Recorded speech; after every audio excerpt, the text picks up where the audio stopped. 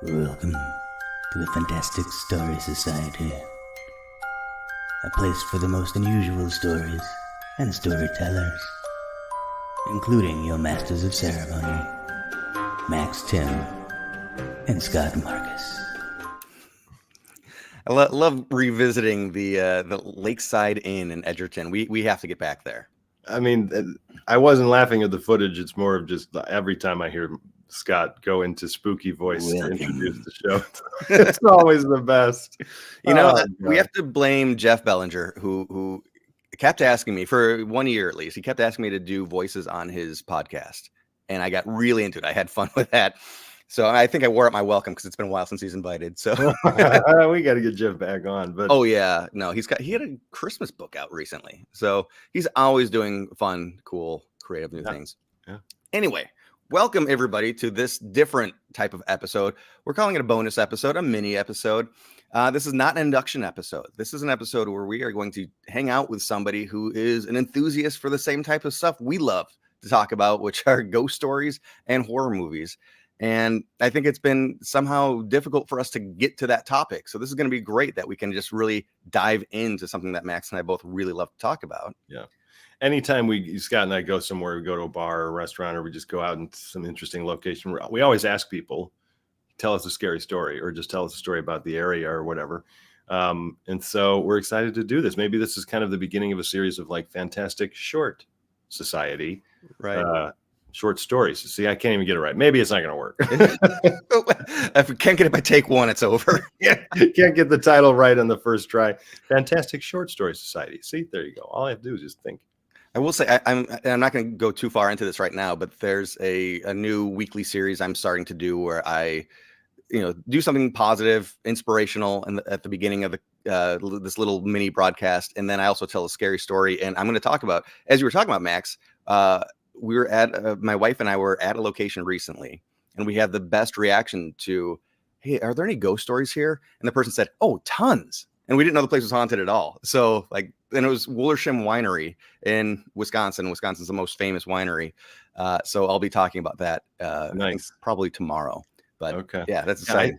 I think just telling, even if it's just you like recording, Scott, or me recording an audio of just telling stories. We want to be getting into the groove and telling a lot more stories. So that's the nice little segue here. We want to hear some other people telling some stories too. Yeah. And so with thanks to a website, I'll just go ahead and share it right now. Wonderfully Weird and Horrifying, which is a horror movie blog that this past October, they were running a raffle that we participated in, and that American Ghost Walks participated in, giving away fun prizes and gifts and whatnot. That's where we found our guest for today. Jackson, welcome to the show. We're going to tell some creepy, weird stories and talk horror movies. Thanks for joining us. Thanks for having me. I love the intro, by the way. It's very spooky. Good. It reminds me of the end of the Blair Witch Project. That was like the first thing that came to me, and that house, and they're kind of moving around. Very cool. Yeah. We had visions of that as we were doing it, and that's one reason why we didn't stay very long. Well, so the video, if anybody's listening on audio only, the intro is set to Max and I walking through this location in Wisconsin, this town called Edgerton, and it's this amazing old inn that really old. Yeah, the core room is older than the state of Wisconsin that they've built onto. And there's a bar on the first floor, which is in operation now, and they just opened a kitchen, and they're growing and expanding. But above it is 2 or 3 stories of old hotel that's just abandoned and left to the elements. Yeah.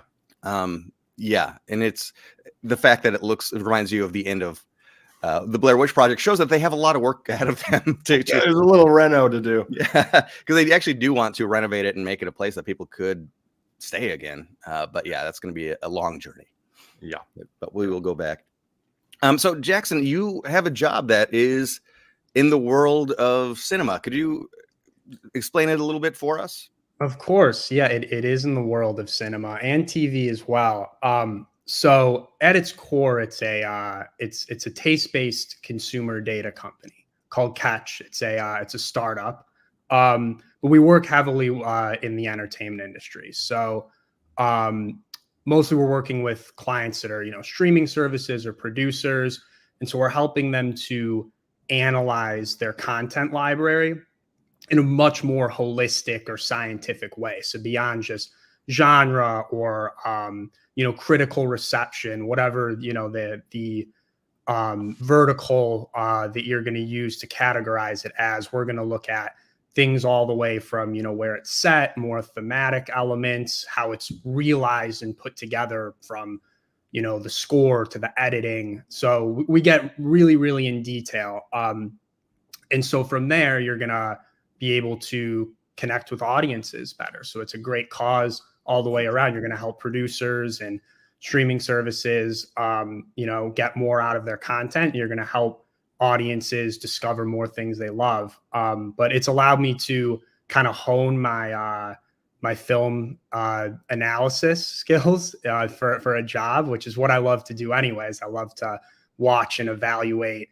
and analyze film and TV. So it's been a really cool opportunity. Yeah. That's so cool.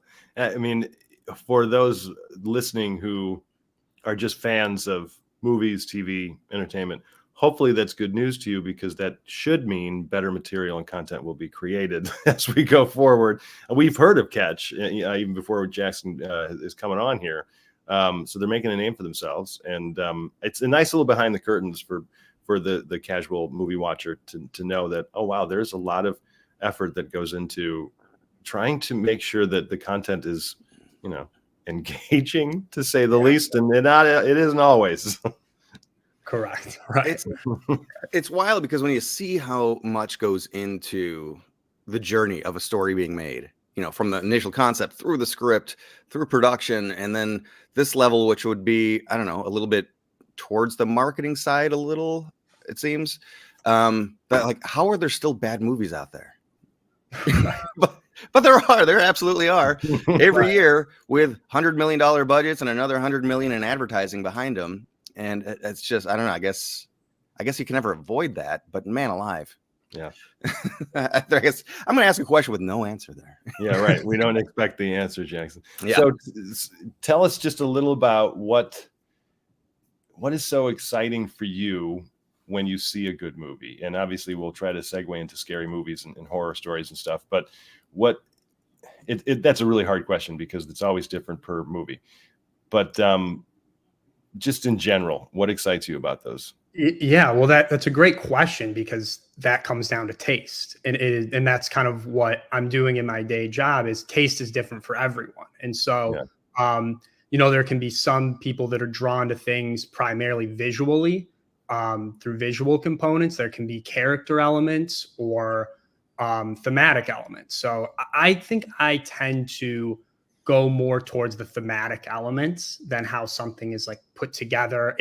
If there's like a really great story behind something, I think that'll always pull me in. I think it's the story first versus how it's actually realized. But I think that just changes and varies depending on what I'm watching. But that's the $1 million question, really, is for everyone, it's just taste. Yeah. And a lot of people aren't super in tune or in touch with their own taste. Even they're not really sure exactly why they like something. You can't articulate it or put it into words. And that's part of what we're trying to help accomplish, is we're trying to break down all the different things that go into taste as it applies to film and TV, for sure. Yeah. So this is a segue, because so when you entered this, I don't know, this event, I guess we'll call it the sweepstakes, the raffle. You had to list your favorite horror movie. And what was that movie that you gave? That you listed? I was one of the people that I gave like 5, because I couldn't choose one. But if I had to, actually narrow it down, I think that my list is always changing, as it does for everyone. But the constant there, I think, would be Hereditary for me.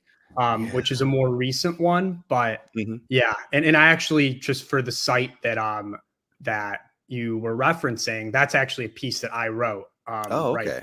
Yeah. So I wrote that on Hereditary. I'm trying to get back into my writing, which I've strayed away from a little bit, but yeah, Hereditary is just awesome. It's so scary. It's so scary. It's the first movie in a long time that left me just kind of completely shaken. And I'm a big fan of Ari Aster and everything that he's going to make for years to come. I tell you what, that's why I haven't seen it yet, because I've heard it's so scary. I don't know. I would have to watch it with somebody. I'm a very weird scary movie. You are. Scary movie fan, because I love them, but I react so much to them that it's hard for me to be able to consume it, because I consume it all. And so I have to laugh at it. Like, I have to laugh when I'm scared. And it sometimes is maybe a little annoying for people when they're watching with me. Mood killer. Yeah, I have not seen Hereditary yet. So I have to say and admit that I and Jeff York, who is a reviewer. Have you ever come across Jeff York? He's based out of Chicago. He's a big movie review. He's a big time critic. And so he and I, for the ISA, and what I can't remember, he had his own podcast as well for a while there. We both watched this movie the opening weekend it came out, and we both came together in this podcast and just annihilated it. We hated it. And yeah, really? So I thought it was interesting that, like, oh, that's what you picked. Because to me, it was like, okay, they did a lot of good things. I mean, first off, I love that you picked a movie that is a slower paced, a slow burn. I enjoy that a lot myself. They did a good job of creating a sense of unease and uncomfortableness, which is certainly this movie. And also Toni Collette is just amazing in everything she does. Yeah. She's just a tremendous actor. So, but I felt like certain things were just so like, oh, you're putting too much effort into being creepy right now that it took me out of it. That was my take. And I felt like, there were certain things that felt like that wouldn't happen. A person wouldn't do that. And that is a common thing in horror movies too. Everybody acts differently, but when somebody's acting very, in my opinion, unnaturally, like, why would you go in that room? You just heard you don't need to go in that room, that kind of a thing. And that's not exactly what was going on here. But after the major family tragedy, the son just seemed, I don't know. There was so many different things that took me out of it. And I think Hereditary is one of those movies that people do have the water or oil. Like, there's no like, oh, it was an okay movie. It's I've heard both sides like that too. Some people are just crazy about loving it, and other people are like, yeah, no. And I like Ari Aster as well. I haven't seen Beau is Afraid yet, but I thought Midsummer was really cool. Really, I mean, cool is a weird way to say it, but it was a good, creepy movie. Yeah. I mean, I love this perspective, really, because everyone that I know there are so many people, it's a divisive movie, like we've been saying.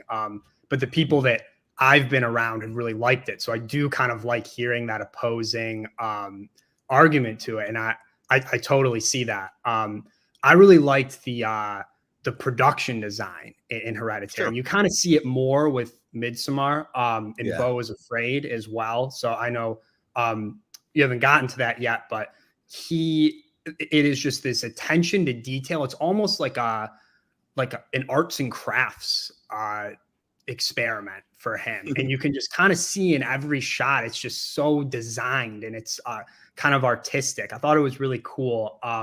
But especially in Beau is Afraid, I love world building. So that's kind of what I like in stories too a lot, is if you kind of can just immerse me in a world visually, I really get a lot out of that.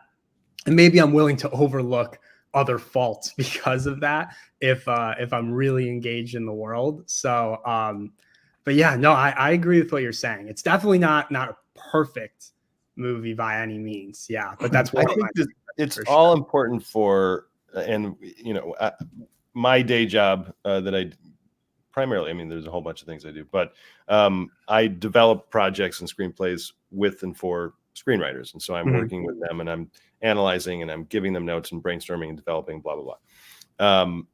And I always tell my writers that you can't be that person that walks out of a movie theater. And I don't know how many times I've heard it. Like I'll be walking behind two people who are leaving the theater after watching this movie. And one person will ask, what did you think? And the other person was like, didn't like it. And then the conversation ends. In my head, I'm like, well, why? It's okay if you didn't like it. You got to dig in. And so I think it's great that you're noticing, Jackson, the things that you do like about it, because the irony is that some movies can't go beyond that. Like you could say, I appreciate production design, the sound and the feeling and the colors and the photography, even the acting. But that wasn't enough to get me over. Sometimes it is enough. And we have to be aware of what we like, which sounds so basic, but it's just basic life. Yeah. Is there, and this is a tough one, I'm putting you on the spot. Is there a movie like this that everybody else loves or feels very positively passionate for, that you're like, why I'm missing this? Why do people like this? Does anything jump to mind for you? Something jumped to mind immediately because it's something I saw recently. And it's a horror movie. I don't know. It came out last year. Skinamarink. I don't know if you've heard of it. Yeah, that came out at Sundance last year. And it got a ton of buzz. It was kind of this viral movie. It was someone's feature debut. And props to them. I mean, for a feature debut and the budget they were working with, it's really creative in a ton of ways. But I watched it and I was really excited for it because the log line was just a home run. It was it's a 4-year-old and a 6-year-old wake up in the middle of the night and their parents are missing. Very simple, but it hits that like childhood kind of primal fear of like, just imagine that, you're in a house and we've all kind of been there, as children. It's that it's terrifying. And to add to that, it's shot in a very experimental way. So it's just shots of the ceiling or the TV, and you only hear the kids' voices behind the camera. So really, all of that was really intriguing. And so I was going into it super excited and from everything I heard, but it just didn't land. It just didn't. It was too much. It was too kind of experimental, too inaccessible. I needed some sort of character there to empathize with. And so it's like we've been talking about. I could kind of appreciate the things that really worked for it. The vision was awesome. Just kind of the experimental methods, and I think the concept was great, but the scares weren't there. It didn't land for me. But that's the first one that came to mind. That's cool. I've heard of the movie. I have not seen it yet, but it does remind me of. Either of you seen Yule Log from last year? No, I don't. No, I haven't seen that. This was produced, oddly enough, by a Cartoon Network, and it's just like what you think a Yule Log. It's a camera filming a fireplace, and then and it kind of feels like that's just what it's going to be like. All those streaming things you can put on over the holidays. Yeah. But then you hear people come into the cabin, and like they're settling in, and basically there's a murderer stalking them, but you're just watching the fire. And then, stuff does interframe, but I haven't seen the entire thing yet, but I just didn't know what to expect. And I'm like, I got to sit down and watch this one. Interesting. Yeah. It's really interesting. That's basically the premise of this movie. Yeah. And yeah, it didn't work for me for some reason. Yeah. Well, let's see. I guess just quickly, if you remember them, what were the other 4 movies that you listed as your favorites? Or just whatever comes to mind. Yeah, so I was always big into like growing up. I loved like the apocalypse and dystopian stuff. I just I mentioned world building, so that's it doesn't get any world better. Destroying. World right, exactly. Just something to wrap your head around. So one of like the first horror movies I watched was 28 Days Later, like the zombie apocalypse. So I really liked that, just kind of as a nostalgic one. That was just one of the first zombie movies I watched. I love The Thing. That was like my dad's favorite horror movie, and I remember he gave me like kind of a list of movies. It was like that. It was maybe The Omen, but The Thing was awesome. I just thought that was a really cool movie. I liked Barbarian a couple of years ago. Oh, okay. And maybe I'm a little biased because of the Detroit the setting there and kind of the socio-cultural context there. So I really liked that. Yeah, I mean, those are just a few that come to mind. Sure. There's more I can list. Yeah. Have you ever seen Don't Breathe? Yes, that's also a Detroit based. Yeah, exactly. Yeah. So suspenseful. Oh my God. I've only seen that once in theaters when it came out, but man, that was such a great movie. And I know there's a sequel I haven't seen yet either. But Yeah. I remember you telling me, Scott, that you were recommending that I should watch that. And of course, recently Scott has been telling me that I need to see Don't Talk to Me, or no, Talk to Me. You're already against it. Yeah. Talk to me was really good, in my opinion. And yeah, Don't Breathe, like you said, it's suspenseful. I mean, I was really surprised. I mean, that was edge of your seat the whole way through. That was absolutely such a great title. Yeah. See, I'm the type that prefers. I saw Barbarian, and I liked that there wasn't a ton of literal visual horror. Mm-hmm. I'm not that type of horror fan. I mean, I'm fine with it when it happens, but I don't need it. I just don't need the over-the-top blood, and I'm much more affected when I can participate and assume things. And wonder what's going to happen. And so that's why if The Others isn't necessarily a true horror movie, but you could maybe put it into that category a little bit. But that's probably one of my favorites. The Ring, I would call horror too, but it's interesting how that there are horror movies that you can call it in the same genre. The Ring is not even remotely some of these other violent, crazy, the Ring was so cerebral, plus the scariness of the visuals every now and then. Well, we're talking to a data analyst here. So, I mean, is it a horror movie or not? This is the guy to ask. Yeah, that's true. Yeah. So actually, this came up in a conversation, a live event we did just a day or two ago, Max, or maybe it was leaving last week. But, the difference between a horror movie or just, a scary, dramatic thing. Supernatural thriller or something. Yeah. Yeah. I mean, is there? I think, in my opinion, it's all still horror. Like Silence of the Lambs, that's horror, even though it's not supernatural, but it is, it's maybe more suspense than horror, but it's horror. I don't know. I guess, how do you define it? Yeah. As an analyst. Yeah, that's a great question. I think Silence of the Lambs is like the perfect kind of exemplar for this debate. I think that people kind of teeter whether it is. I mean, I would say it is. I think that I agree with what you've said. I think that the umbrella can be kind of thrown much wider than just being like a true horror. Like there's always kind of cross sections with thriller and mystery as well. But I think that it kind of speaks to the way that stories are going, is it's just kind of transcending genre a bit. So, the need to kind of categorize things as horror or thriller. I think that just, is it scary or does it challenge us or make us uncomfortable? I think there's a lot of movies that aren't necessarily, categorized as horror that still do that. And you could still say that, that they do that to the audience. So I think that that's kind of how I would define it. But it is a really good question. I like one of my favorite people on the planet, Pat Gonder, who we're going to have on the show eventually. He said that Silence of the Lambs was considered a horror movie until it won Best Picture. Then it was a psychological thriller. Wait, we can't call a Best Picture winner a horror movie. Yeah, which is ridiculous. That's funny.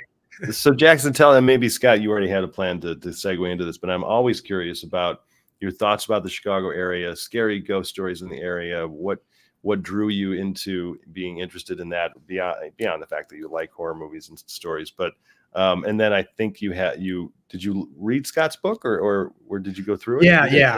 Yeah. Admittedly, I haven't finished the book all the way through, but I'm really. I'm gonna have to mark you down for that. Yeah. I just wanted to be honest. I'm much of like a little bits and pieces reader, especially with that book. How it's just kind of story by story. It's very easy to kind of hunker in and read a story or two. Sure. But yeah, so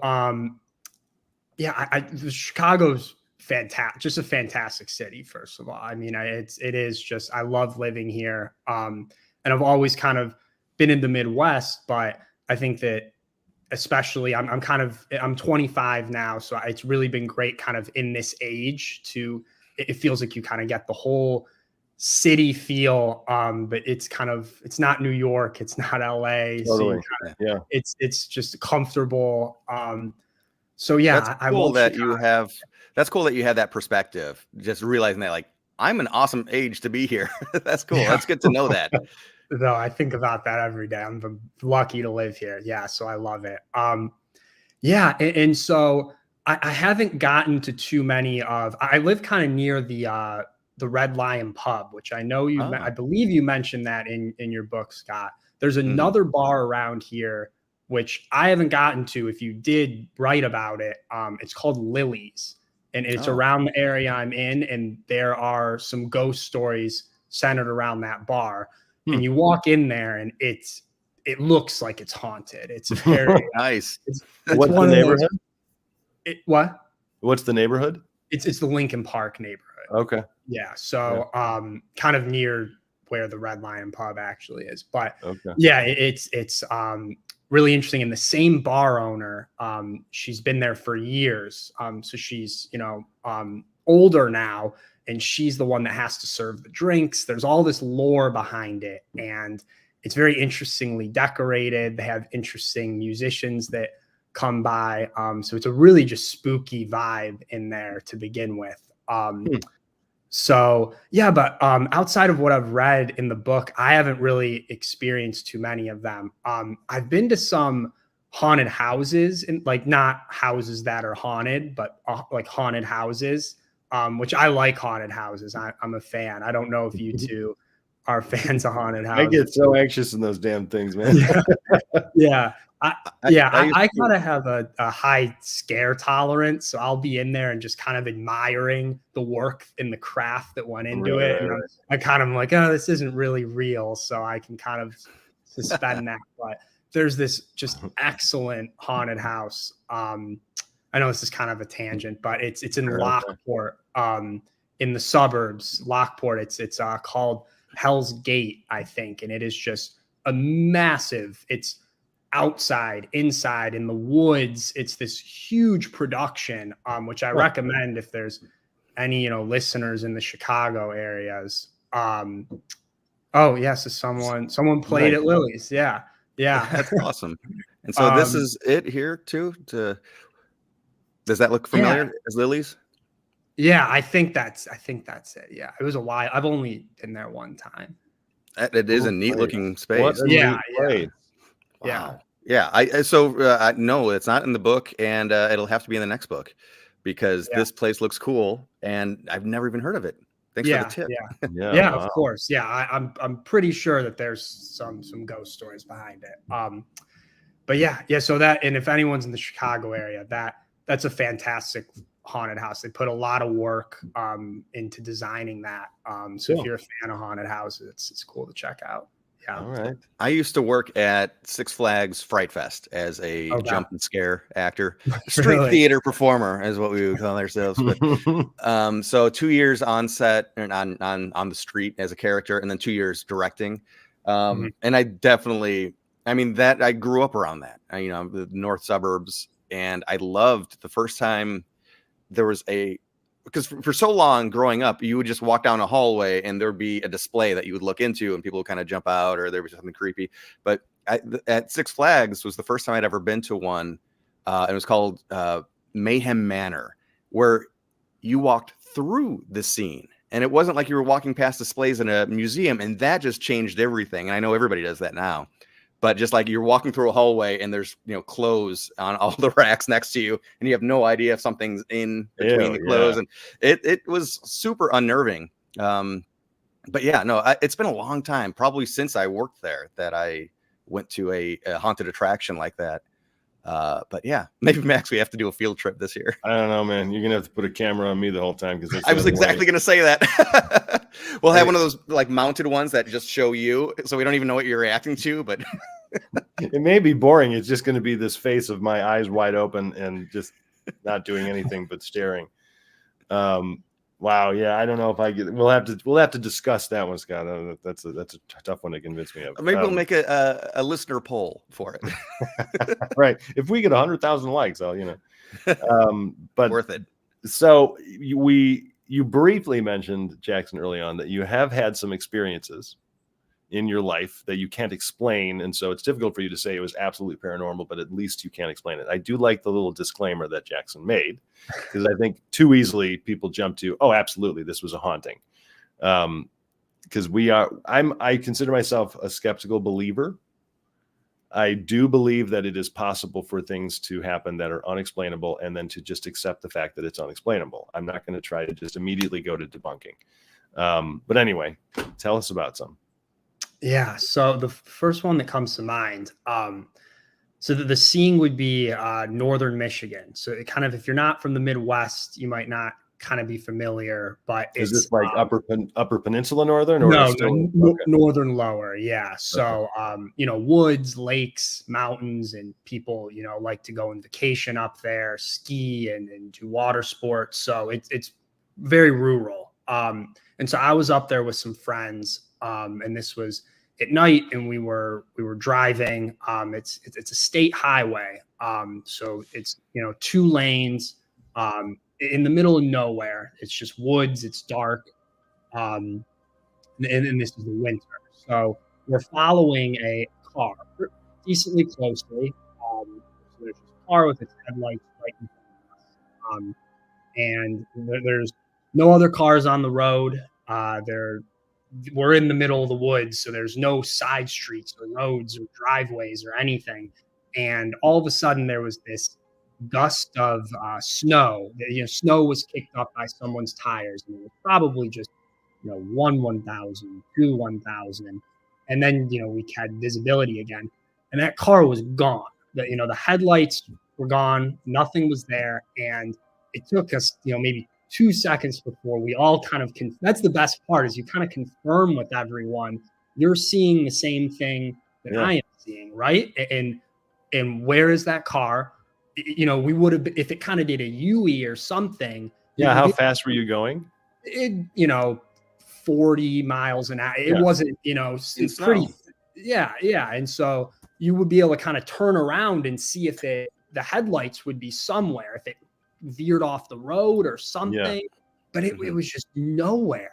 And we just we couldn't, you know, again, I don't know paranormal or not, but it was something that we couldn't explain. It's funny how the rest of that night, it just having an experience like that opens up your brain to become more kind of susceptible to things. It's funny how that works. Like the more you're kind of exposed to that, the more your brain is willing to let those experiences come in, and you might start interpreting noises and whatever differently. So yeah, that's just one story. I think even reading a book is just like you said. I like how you said it, that your mind, your brain is becoming open to receiving more. Yes. And it's not just inherently dismissing. You can't, especially when something is dramatic like that, you can't ignore it anymore. One of my favorite stories from, of many amazing stories that I've heard over the years is, you may have come to it by now, Cuba Road is a whole chapter in my book. And there is lots of stories about vanishing cars on that road. Usually old 1940s black sedans. But I was telling a friend about that, and she's like, "Oh, now I understand." I'm like, what? What? Like, wasn't expecting that response. She's like, "Oh, well, I use that road to get home from work all the time." And a couple weeks ago, I was driving on the road, and there was an 18-wheeler tailgating me, and it was annoying the hell out of me because it was right on my ass, and the headlights were at eye level for me, so it was just coming in, it was just blinding me, and it was so annoying. And then it was suddenly just gone. Now, when you are very, very aware of it, you would notice if it slowed down to make a turn or something. But no, it was just suddenly gone. Yeah. So that is something that happens. Yeah. Wow. Yeah, it's things like that where you do. That's what I love doing is going to all the logical, practical places first.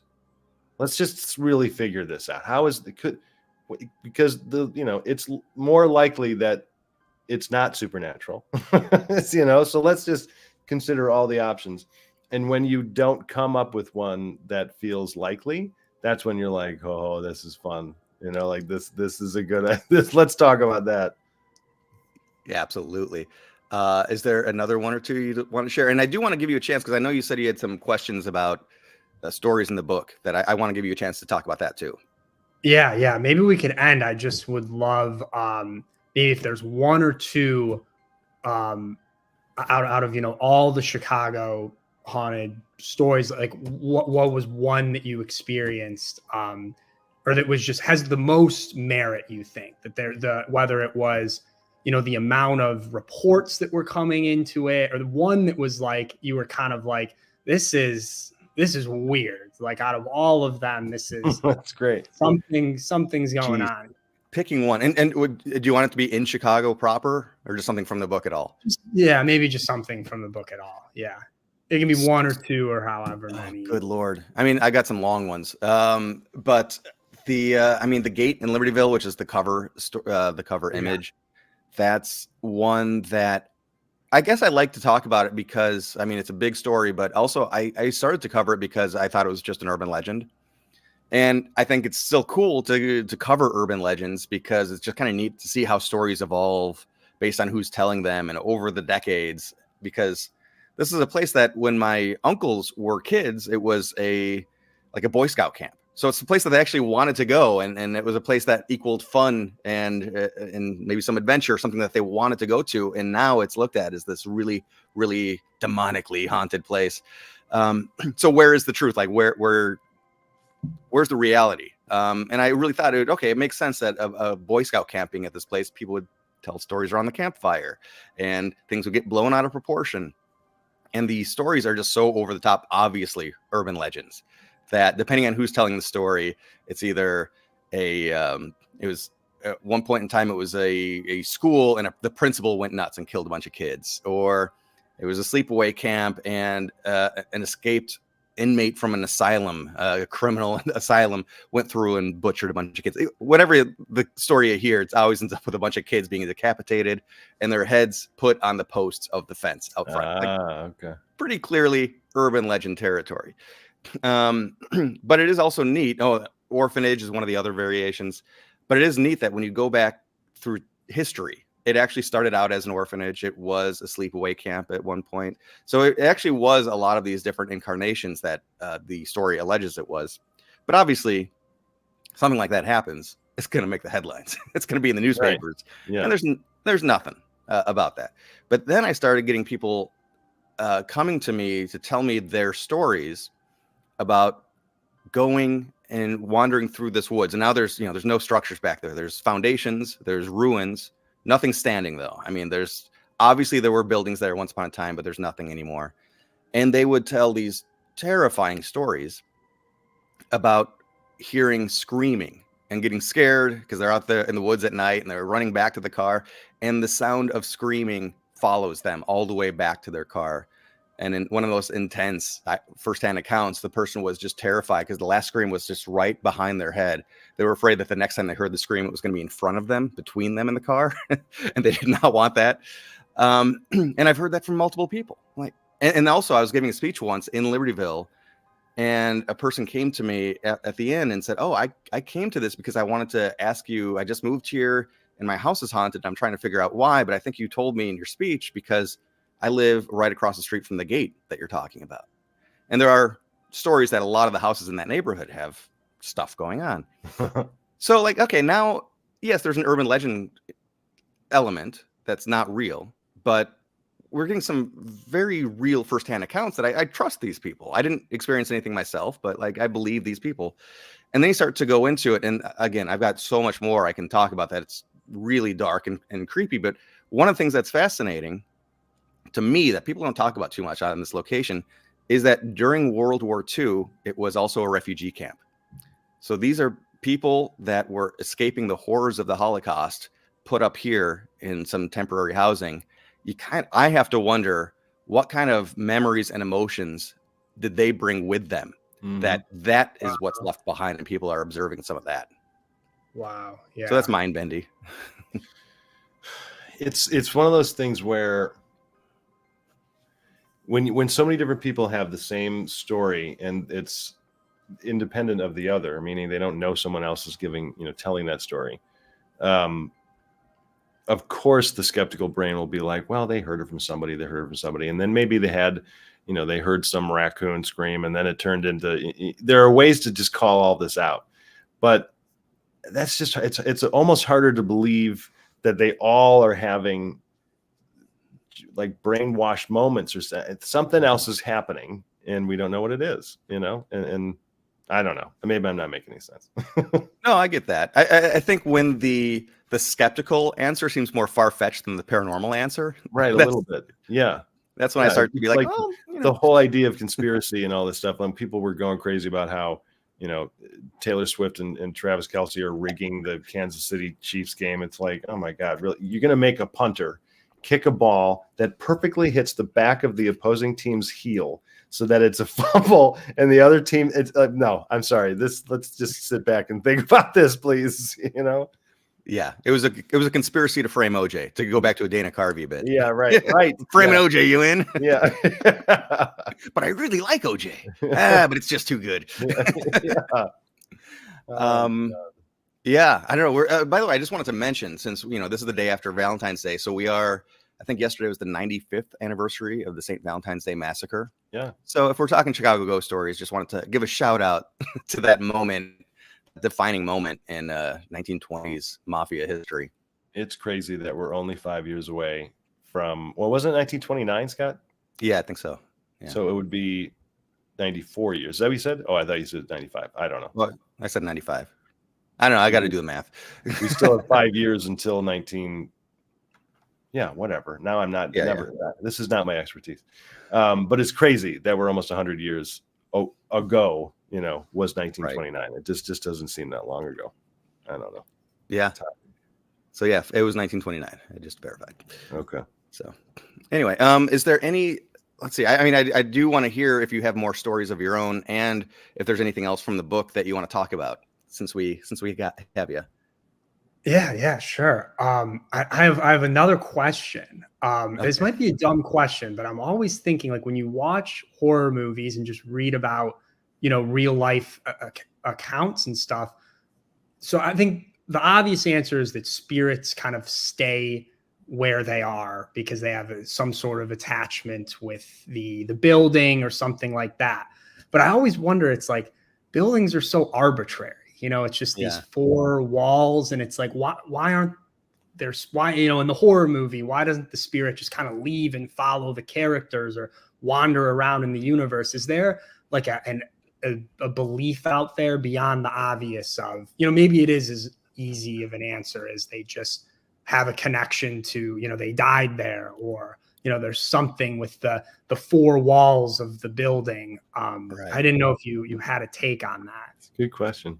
Yeah, I do. And it's, I think it's the difficulty of trying to boil everything down to this equals this. I think that it's just such a much bigger thing, because I think, and some of it's theory, but I feel like there's a lot of different things that happen that we right now just boil all down to ghost story, because we don't know what to call it or that it's a ghost.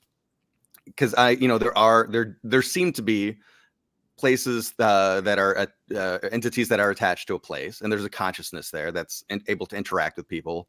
But there's also definitely more than that, residual hauntings, which is an energy that is left behind, kind of like talking about the gate. Maybe that's a residual because of the emotional energy that was there 50 plus years, 70 years ago now, that's still, maybe it doesn't interact with people, but it's just people are observing it, and it feels like, oh my gosh, it's talking to me or screaming at me. But yeah, I think that happens way more often, where it's either a replay of an event or an emotional just residue left behind. And then there are, you look at, to keep it horror movie, I think it was Insidious, where they said it wasn't the house that's haunted, or it's not the house that's haunted, was their tagline, which I loved, because that is a story of an attachment.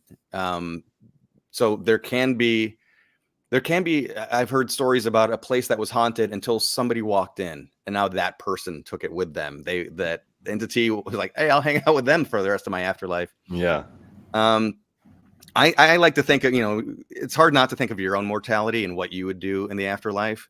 And I always talk about the Roosevelt Hotel, which has this amazing poolside area, and it's one of my favorite places in LA, and it's very haunted. And I feel like, yeah, if I could do anything, I would want to hang out here. Right. Yeah. You find out you're a ghost in somewhere in Iowa. Sorry, everybody who's from Iowa. I'm just going to go to LA, So it's a really good question, because it does feel a little arbitrary. Where does the line stop? Why can't some demonic force, when I don't really believe in truly specifically demonic forces, I believe in negative energy that we then connect with and then consider, ooh, it's demonic. We're the ones putting that idea down. But negative energy, positive energy, like everybody could say, you can sometimes feel when you walk into a room an energy change. And that doesn't necessarily mean it's supernatural. It just means there's I don't know, there's a feeling you have. So is there a line to that? Is there a boundary? I don't know. Apparently, you know, but where does it stop? I have no idea. Yeah.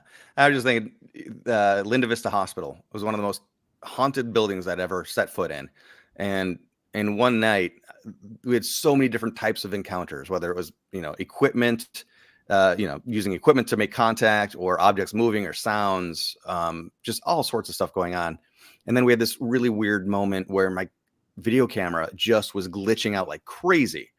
And it continued to do that until we walked into the chapel, and then it magically worked fine again. But you'd think if somebody was going to consciously want to haunt a place, the last place you would want to haunt is a hospital that you died in. And especially after it's been abandoned for decades. I mean, there's really no reason to want to be there. So are people trapped? Are entities trapped? Yeah. Or we just don't know a lot of these answers. It's okay to not know. And that's why we're going out there. We're trying to learn as we go. Yeah. I mean, Scott and I talk about it a lot in terms of energy. I think, I'm far from a scientist or anything, but it is shown that everything is energy, quite literally. And so, from a physics standpoint. So can you equate that in some ways to like a residual haunting? For me, that type of haunting makes a lot more sense to me if I were to look at it even in a remotely scientific level, that if energy never is destroyed, so can it be left behind in a thicker, more dense area or factor? I don't know. And then can we observe that or feel it? That makes sense to me from a logical standpoint. The conscious hauntings, those are the ones where I'm like, I don't know what that is.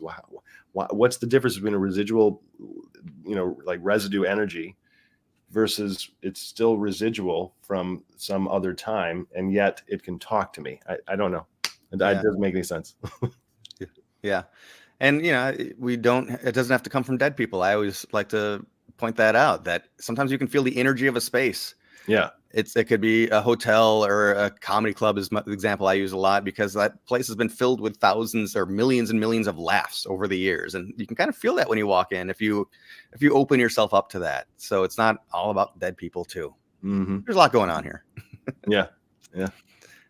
Cool. Yeah. Well, these conversations are always fun. Oh, I love getting into the theoretical big time. I guess we should wrap it up, but if there's any any last minute things you want to bring up before we say goodbye, this is the moment. No, this was a ton of fun. I'm really, this was great. So thank you for having me on. Yeah, absolutely. Cool. And I will say, if you haven't been there yet, the Red Lion Pub. So the original one was bulldozed and rebuilt on the same spot. And I don't know, the current owner does claim it's still haunted.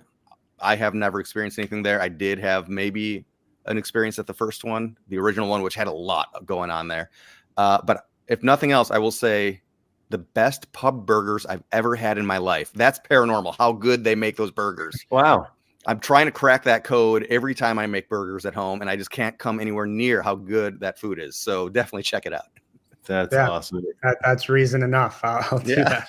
Yeah, cool. Yeah. So one more time, thanks to Wonderfully Weird and Horrifying. If you're into horror movies, that is the blog you want to stay on the cutting edge of and see what they're constantly posting new stuff. So Horror Journey Through the Ages is what their series is right now. And I'm way behind on the Saw movies, but I get the entertainment value of them. Mm-hmm. They're a bit more body horror than I'm usually into, but especially the first few were really, really creepy. So anyway, Max, you want to take us out? Sure. Yeah. Jackson, thanks for being here. Tell all of your friends about, what we're doing with the podcast, of course. But we appreciate it. And to everybody watching, everybody listening, stories are everywhere, as you can tell, just from this recent interview here. And if you hear of any, you should let us know, because you might end up being the next member of the Fantastic Story Society. Thanks, everybody. We'll see you soon.